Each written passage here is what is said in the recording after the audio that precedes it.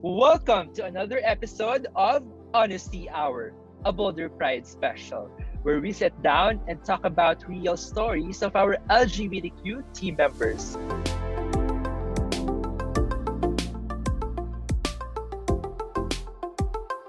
I'm your host, Jays, and for today's episode, we are joined by one of the strongest personalities that have been steering Boulder's growth towards the right direction. And later on, we're going to ask if he's a directioner or not. But in the meantime, for today, he's going to share his experience in rallying for minority and queer representation and how this purpose has empowered him to advocate for diversity and inclusion in the spaces where he exists. Boulder Senior Manager for Business Development, Ray Torres. Welcome to the show, Ray. How are you? Hey Jace, I'm doing well. Thanks for having me. Thanks for the warm welcome and the introduction on your end. It's a big honor, and also we're so glad that you're able to make it. Thank you so much for your time, and we do appreciate that you wanted to share your story to the world, the universe, rather, right? And based on your facade right now, you are very happy and proud. And with that being said, of course, I would like to greet you and all our viewers happy Pride this month. And of Yeah, course, not just for this month, but for the entire year, every day we should be advocating and celebrating Pride and how proud of who we are, of our of the authentic version of ourselves. And that's something that we also wanted to navigate through in this conversation, Ray, because I've had some queries, or should I say queries, right? About, of course, the intersection of minority and queer representation, especially with your experience growing up as a first gen American, right, in the United States, having Mexican roots and coming out as gay, and how it has propelled you to claiming your authenticity, your safe space in whichever field or landscape you are thriving in. So I wanted to start with who was Ray as a child, and what was your story of coming out? yeah, great question, Jace. And just so you know, I did put on my gay shirt for this episode, so super excited, and I guess watch band as well. Um, I guess who is Ray and what did I do or growing up? Ray was always I guess a different child. I think very early on I grew up in East LA, like a very developing part of Los Angeles, where I was mainly surrounded by minorities, mainly Hispanic in the Hispanic community. I think from an early age, I knew that there was more outside of life than the East Los Angeles bubble that I grew up in. And I didn't necessarily feel like I always belonged, and I didn't necessarily know why. I don't think I really truly figured that out until I grew up as an adult and more in the more recent years. But I always had a longing for more and exploring more and wanting to see more and asking questions. And I don't think I ever really fit the mold of what your typical Hispanic, Mexican, Salvadorian boy in East Los Angeles should have been. I didn't go the typical route of school. I changed school from elementary school to middle school to a different high school. And then when I got to college, it's kind of the same thing. I had the opportunity to go to lots of different universities, really all really good prestigious universities. And for some reason, I decided to stay local at one of the most prestigious schools here in Southern California. So which is a private school, which is not cheap by any means, and not something that my parents are very stoked about. So all my life, I think I didn't necessarily fit the mold or actually follow the path that everybody that I knew before me followed.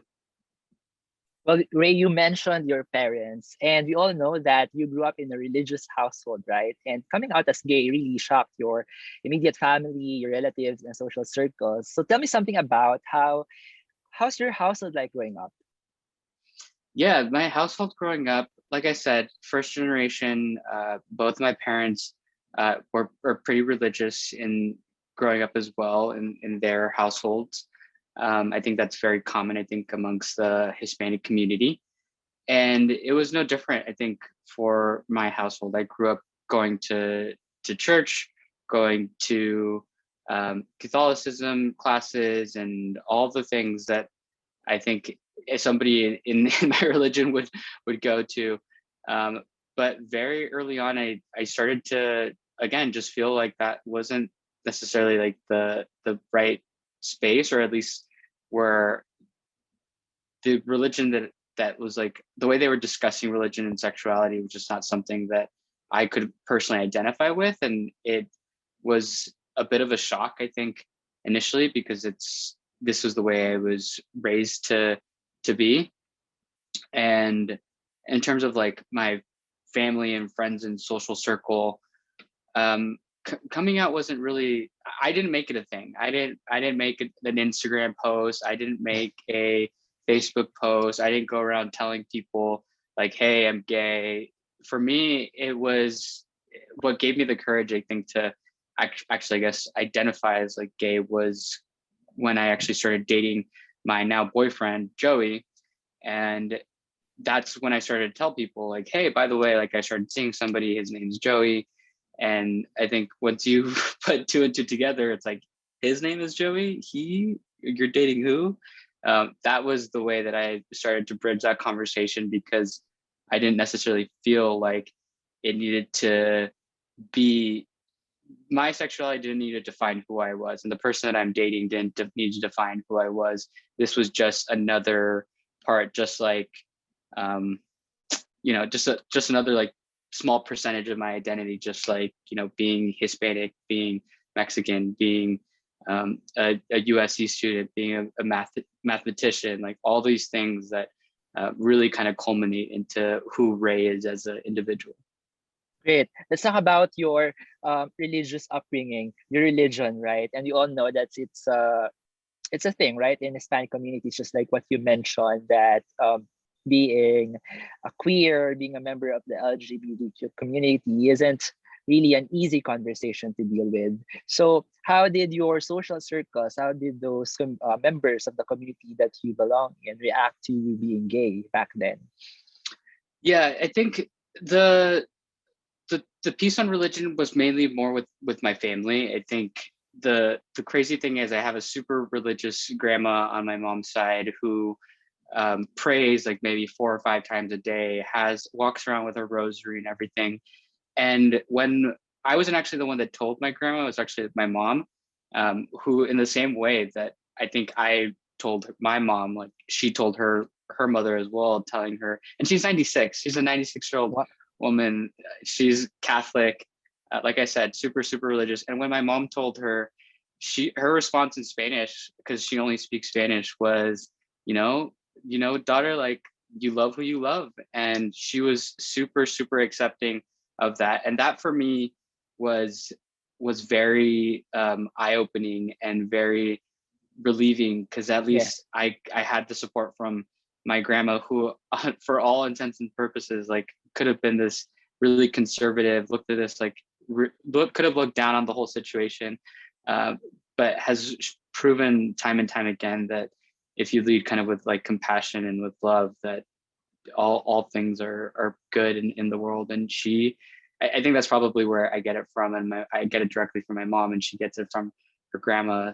But yeah, I thankfully had her as the, I guess, the matriarch of the entire family Yeah. there supporting me, and that definitely helped. And then from social circles and friends, I think um, growing up in the time that I'm in right now, I think our generation as a millennial, we have a lot of friends, family, close relatives, or associates that we know that do identify as LGBTQ in some way, shape, or form. And I think that's all the people before me have made it a little bit easier for myself to come out. So in terms of like friends, I was definitely a little bit apprehensive and scared. And I think like any person that has never come out or has never told anybody, you just don't know what reactions you're going to get. But the overwhelming support that I got from friends, from former colleagues, from peers was just overwhelming, in the sense where once I actually started telling them, I don't know why I hadn't told them sooner. Would you would you consider that this has been a process for you, Ray? Since the moment that your grandmother accepted you up until you introduced Joey or met him the first time? Yeah, absolutely. I think there's always an internal struggle of like, is this something that you want to share with people? And is this something that I feel comfortable or confident enough to tell everyone? And or how do I deliver this? What's the right way to say this? Is there an appropriate time? And I think for anybody that thinks that when you're gay, like you only come out once, that's a complete lie and a complete misconception. I think we're, as queer individuals, we're constantly coming out to so many different people, whether it be at work, whether it be in new social circles, whether it just be with a random person that we meet. And especially for somebody that identifies as male, it's a little bit easy for me or for others to maybe misconstrue the type of person that I'm with. They may look at me and say, "Oh, he's male, so we associate or we assume that he's with a female." When in reality, I'm a male that is dating another male as a gay Mhm. man. Exactly. I love it, Ray, that it is a constant process that we are undergoing, right? And it's not a one-stop shop that one day you come out and then everything stops there, right? It is a Yeah, journey every day. It is a fluid. It is like an ocean. It's endless, right? And just like what you mentioned, it's a process, but there's no like an end destination for it. And then you're able to no, constantly remind them of who you are, constantly, sometimes they're just you're just surprised that they already know that you haven't told them about it yet. But looking back, yeah. Ray, were there any judgments or limits that you realized you've imposed on yourself when you were processing, when you were in the process of this? Absolutely. I think the biggest thing and the biggest hurdle for me was living my life, not just who I was dating, but my life in general, based off of other people's expectations that, I thought my parents had, that I thought my father had, that my mother had, that maybe self-imposed expectations of who I'm supposed to be, what I'm supposed to be doing, what success looks like, what I've seen in media, what I was exposed to growing up, all these things that shaped my own expectations. And when I realized that I needed to stop living my life based off of other people's expectations, or maybe these crazy expectations that nobody's expecting me to actually meet, that's when I actually found that I was free to live my own life. I love it. Yeah. Being authentic, being true to ourselves, and being true to our truth. I think that you've come to the point that you've already realized that truth of yours, and nobody can take that away from you. It's not based on any other's expectations but yours. And at the end of the day, just don't want to disappoint yourself, because self-love is also what matters here in this world, right? 100%. How are we able to know what love is if we don't know how to love ourselves, right? So yeah, yes, it's about coming out. It's about being true to yourself, your sexuality, your gender identity. But after all, we are just humans after all, and we all love. Yeah, And as long as exactly. we know how to be compassionate and to be kind to other people, then that's the greatest love that we can show to the world. But before those realizations, Ray, of course, even I myself, right, we've had fears of being dismissed because of who we were. And in your case, have you had any fears of possibly not advancing in your career, being rejected and labeled as different? How do you think, or what do you think influenced your fear of those? And how are you able to process and overcome this fear? Absolutely. I think growing up as just a minority in the US, constantly like battling these stigmas of who a minority can be and what they can be and what they can achieve and what success looks like. And I think you tackle on being a gay minority, then there's also additional I guess, limitations or restrictions that other people might put on you. And it's something that I think from an early age, being a Hispanic playing water polo in a predominantly white sport, being a Hispanic in a swimming team, like that's also a predominantly white sport, going to school with middle school with predominantly Asian people, being one of the only few minorities, then going to a private university with a very eclectic mix of individuals, things started to feel a little bit more centered. But there's always these stigmas that individuals have of you, regardless of the way that regardless of who you are. People have these preconceived notions of people just by looking at them, and we all have them. And as much as we want to believe that we don't, people do. And that, unfortunately, is something that I think growing up I always loved to overcome. Is, okay, you don't think I can do this? Like, let me prove you wrong. Let me show you that I have the ability to do so. Let me show you that I am strong enough, that I am smart enough, that I am hardworking, that I will continue to work hard to figure out what that looks like. Even if I may not be equipped initially, I will certainly figure out a way to make that happen. So I think we all have our hurdles and we all have our obstacles, whether it be family, whether it be religion, whether it be our own values, whether it be preconceived notions, whether it be the people that we see around us, those that even are just support network. I don't think recognize how important it is to be surrounded by people that love and support us. But by having that support, we're able to really advance and really able to be our true authentic selves, and we surround ourselves with people that really want the best for us. And I think a lot of the fears came from not knowing people's reactions in general. In my previous job, it wasn't something that I felt fully comfortable sharing with the entire organization. There was definitely some individuals that knew, but I also just didn't know how the leadership team and the people that were running the organization would react to a LGBT individual.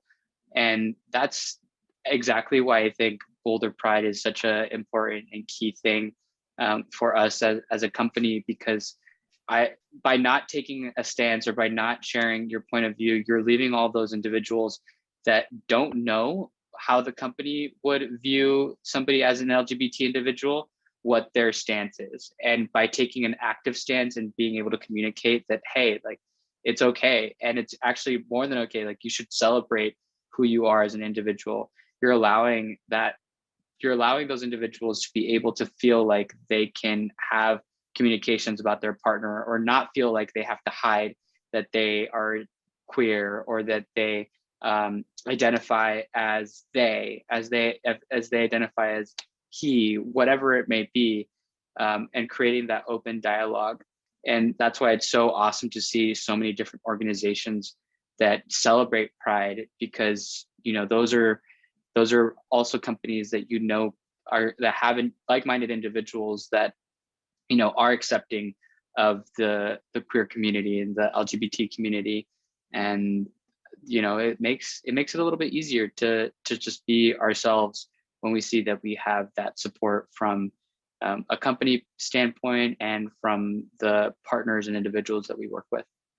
I love it. Yes, basically the fear of the temporal unknown, Ray, right? And when you Of got course. to be cognizant of that unknown, that you're able to discover that people support you, people love you, people celebrate you, right? That's the time that you also start to remove all those fears and replace them with happiness, replace them with certainty, and also replace them with your willingness to share these values to those people you work with on a daily basis, with your company, with your organization, with the leadership team. And of course, you mentioned in Boulder, right? You're one of the you are the convener for the Boulder Pride Month, in celebration of our advocacy and our passion to recognize the spectrum, the rainbow, the LGBTQIA plus community, and pave the way for the diversity and inclusion and all the the gender-friendly policies in the workplace that I believe would start to commence, sorry, would commence by July, right? Yeah, I think that's exactly it, Jays. I think this is a springboard for a broader conversation around just celebrating diversity and inclusion across the organization, and figuring out how, not just for LGBT individuals, but we're a global company, so how do we celebrate our diversity?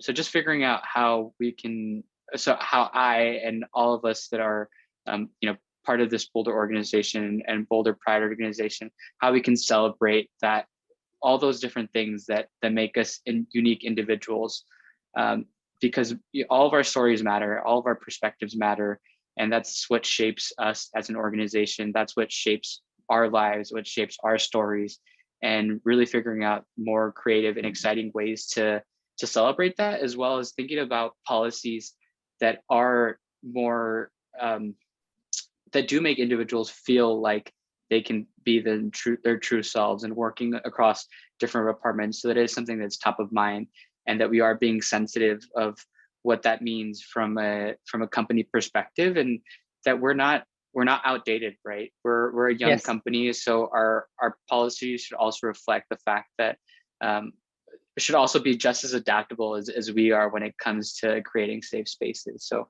figuring out dynamic. how we can do that. Yep, exactly.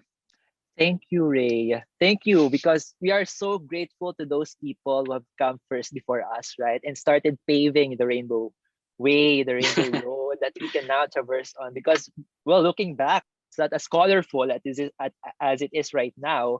And I just wanted to highlight that we are more than that. We are more than those boundaries, and we can break those boundaries that these labels have imposed in our lives. So, thank you so much for doing this, Ray. Thank you so much for your passion for being a voice. Thank you so much for Oh, fighting for being a voice to these people. And you serve as an inspiration. Clearly, my introduction earlier was correct, that you are one of the strongest personalities that were strongest personalities that are not just steering Boulder towards its right direction, but also steering Boulderians to accepting the truest versions of themselves. yeah. Well, I appreciate that. That's so nice to hear. And I don't think I'll ever fully internalize what that means, but as long as that, again, like people, my goal in really launching Boulder Pride and really making this initiative more than just a month-long celebration is just making sure the team members feel as safe as possible to be their authentic selves. And that's not just for the LGBTQ like community, it's also for just all individuals at Boulder. I we're all authentic, we're all unique, we're all maybe quirky in our own ways, and I just want us to be able to celebrate that and not feel like we have to fit the mold of what so and so should be or what they should be doing, and start breaking some of those expectations that we've set on ourselves for no reason, and instead start living more authentically, live happy, be quirky, um, be nerdy, be emo, Be who you whatever it are. is that be whatever it is that that makes you happiest, because as long as you're happy and as long as you're living your most authentic life, you're going to be happier for those around you, and people are going to notice. People are going to notice like when you are your true authentic self, and if we try to suppress that, there's so much baggage mentally, physically, emotionally, and it seeps into so many different areas and aspects of our life. So if the sooner we're able to kind of break free of that, the happier we'll all be. I love it, Ray. The fact that you wanted to leave things or places better than how you found them. That's your legacy. And you are Totally. walking this road, this colorful road. Other people are following you. And within that road, along the way, they're also able to pave their own way, their unique way, by just following you, by just supporting you, by just celebrating who you are. And also, you mentioned that you also wanted to share your story with these people, and then you really don't mind just talking to one people that take 2 seconds of their day just to show your authentic self and to bring a positive impact. So, what advice would you like to give those people? I mean, we have a lot of viewers right now. We have a lot of audiences. Still, questioning themselves, holding back, choosing not to pursue their most authentic version of themselves because of the same fear that you once experienced? What advice or tip would you like to give them, Ray? Yeah, everyone's on their own journey and on their own path, and what worked for one person isn't going to always work for the next. And my journey and my path and my advice may not work for the next person. So just figure out what feels right and figure out, in your own time, what's appropriate for you and when you feel empowered enough. And I can't help but express how important it is to have a strong support network, close friends, those that really celebrate and accept you, and really are creating a good environment for you to be your most authentic self. So figure out what that is for yourself, and if it is just you, then it's just you. If it is, a best friend or a confidant, then it's that best friend and confidant. It's a close circle. Having that support system just makes making those decisions, in your due time so much easier, and not feeling pressured to do anything that you don't feel like you need to do. Um, because again, like happiness comes from within, and you need to be really happy with yourself before you can start being happy for those around you. Lean into the people that make you feel happy, and lean into where you feel the most loved, and that's gonna get you a long way. In your own time. In your own In time. We your have own our own time. time. At your own pace. Don't be pressured. You have our own Yeah, time, and what works for others won't necessarily work for you because we have our own, you know, version of ourselves. We have our own ways of figuring things out. As long as we're able to figure what feels right for you, and you're able totally. to find a support network. But if you feel like it's just you, then so be it. If you feel like you need others, then so be it. At the end of the day, we have our own version of being happy, making ourselves happy. We have our own definition of love, and it's not a cookie cutter mold after all. So thank you so much, Ray, for, let's say, thank you so much, Ray, for being bold to share your story to the world, the Oh, thank universe, you. rather.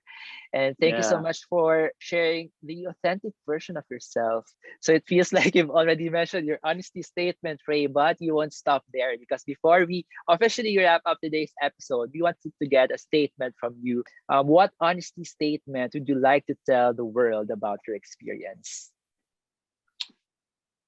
it's a tough one. I've been thinking about this for a while. Honesty statement is that we're constantly figuring it out. Even if we may look like we have it all figured it out on one end, um, there's so many new things in life that we have to deal with. So many new hurdles in life that we're met with. So for anybody that out there, looking at this, looking at me, looking at an individual, looking at somebody else, being like, oh, they all have it figured out. Behind the scenes, that's not always the case. There are so many things that people don't have, that don't people don't see, and people just assume. But we're really all just figuring it out. So that's why it's so important for us to lead with kindness, and we don't necessarily know what people are going through on a daily basis. So that's, I think, the overwhelming honest statement that I can give is just be kind, be nice, lead with love, lead with compassion, because as much as it may look like out, externally everything's figured out, you don't know what people are going through. And like I said, we're all just trying to progress, and we're all just trying to be better versions of ourselves. So if we lead with a little bit of compassion, we allow people to be able to figure out what that looks like for themselves. And that is your honesty statement. Thank you so much, Ray, for your time and sharing your story. Thank you so much for your authenticity, for being for showing the true version of yourself. And thank you so much for, just being you, being Ray, and leading with love, leading with kindness and with compassion. Everyone, considering race, upbringing, and background, it's uplifting to hear that even the most conservative communities can fully embrace queerness. Ray's story reminds us that to be more kind to others and to be ourselves as well. Our LGBTQ friends oftentimes dwell in the persecutions and the fear of being rejected, but it's fine time we recognize too that there are spaces where diversity is celebrated. It's time to take an active stand for the LGBTQ community. May you be a part of it or an ally, and make people feel accepted and loved no matter who they are. Our hope is that we inspire individuals, small groups, and organizations to embrace diversity and authenticity and break the boundaries that minority labels impose on our communities. Representation has a huge impact on self acceptance. It's demanding that we're seen and affirming that the life we live matters. This has been the Honesty Hour, a Boulder Pride special. I'm your host, Jace De La Cruz, always reminding you, Ray, be kind, and also love wins.